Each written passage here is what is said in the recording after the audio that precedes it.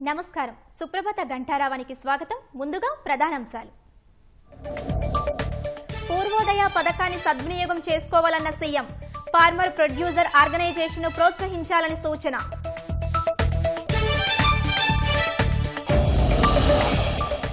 అమరావతిలో అడుగు పెట్టనున్న 12 జాతీయ బ్యాంకులు. రేపు నిర్మలా సీతారామన్ చేతుల మీదుగా భూమి పూజ.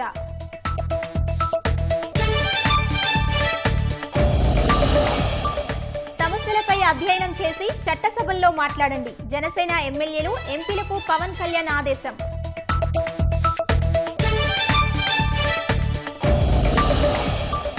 తిక్కోలు వాసులను నిండా ముంచిన వరదలు. పొలాల్లోకి చేరిన నీరు. ప్రభుత్వమే ఆదుకోవాలంటున్న రైతులు.